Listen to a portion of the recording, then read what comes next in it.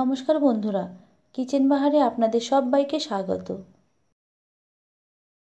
আজকের রেসিপি পেঁয়াজ পাতা দিয়ে ভোলা মাছের ঝাল। আর এর জন্য 400 গ্রাম ভোলা মাছ নিয়েছি, আর নিয়েছি কিছুটা পেঁয়াজ পাতা। প্রথমে এই মাছটায় নুন হলুদ মেখে নেব। হাফ চামচ পরিমাণ দিচ্ছি নুন, আর হাফ চামচ দিচ্ছি হলুদ গুঁড়ো।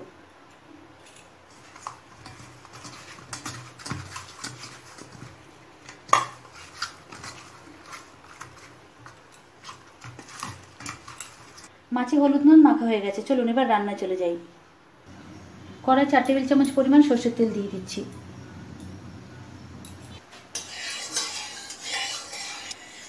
তেলটা হাই ফ্লেমে ধোয়া ওঠা গরম করে নিয়েছি। এবার মাছগুলো ভেজে নেব।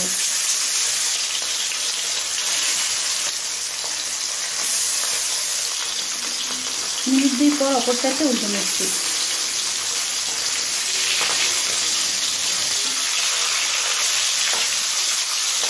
মাছগুলো উল্টে পাল্টে হালকা লাল করে ভেজে নিয়েছি। এবার মাছগুলো একটা পাত্রে তুলে নেব। অন্য মাছগুলো একই রকমভাবে ভেজে নেব। সমস্ত মাছ ভেজে তুলে নেওয়ার পরে এই তেলে দিচ্ছি হাফ চামচ কালো জিরে।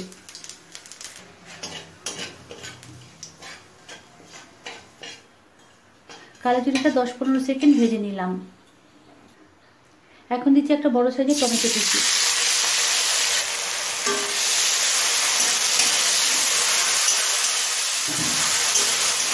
মিনিট 2 ভেজে নেওয়া দেখুন টমেটো নরম হয়ে গেছে। এখন দিচ্ছি স্বাদ মতো নুন। 1 চামচ দিচ্ছি জিরে গুঁড়ো। হলুদ গুঁড়ো দিলাম হাফ চামচ। কাশ্মীরি লঙ্কার গুঁড়ো দিচ্ছি 1 চামচ। অল্প জল দিয়ে মশলাটা কষিয়ে নেব।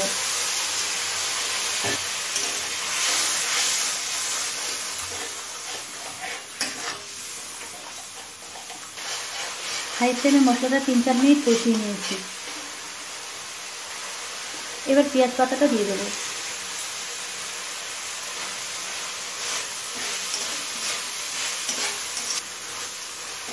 পেঁয়াজ পাতাটা সব মশলার সাথে আরও 2-3 মিনিট কষিয়ে নিয়েছি। এবার দেবো সর্ষে পোস্ত আর কাঁচা লঙ্কা বাটা। মিক্সির জারটা ধুয়ে অল্প পরিমাণে একটু জল দিয়ে দিলাম।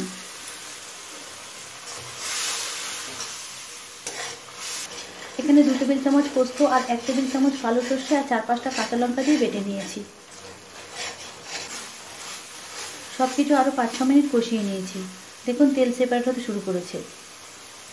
এবার পরিমাণ মতো গরম জল দিয়ে দিচ্ছি।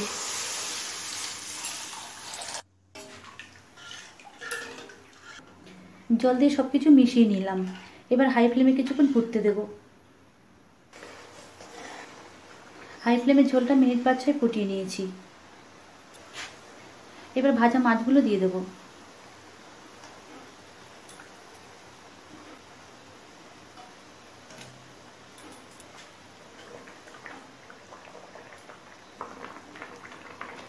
মাছটা সব কিছুর সাথে নেড়েচেড়ে মিশিয়ে নিলাম।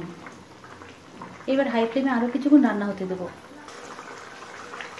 মাছের ঝালটা 5-6 মিনিট হাই ফ্লেমে ফুটিয়ে নিয়েছি। এবারে কয়েকটা কাঁচা লঙ্কা দিয়ে দেবো।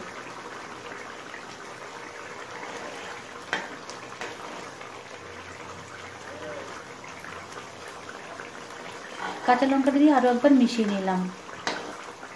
এবার মিডিয়াম ফ্লেমে ঝোলটা আরেকটু কমে আসা পর্যন্ত রান্না করে নেব। মাছের ঝালটা মিডিয়াম ফ্লেমে আরও 5-6 মিনিট রান্না করে নিয়েছি। পেঁয়াজ পাতা দিয়ে ভোলা মাছের ঝালের রেসিপি আপনাদের কাছে কেমন লাগলো কমেন্টস করে জানাবেন। ভালো লাগলে লাইক শেয়ার করবেন। আর আমার চ্যানেলে নতুন বন্ধু হলে আমার চ্যানেলটিকে সাবস্ক্রাইব করবেন। আজকের মতো এই পর্যন্ত। আবারও দেখাবে নতুন কোনো রেসিপি নিয়ে। সকলে ভালো থাকবেন, সুস্থ থাকবেন। ধন্যবাদ।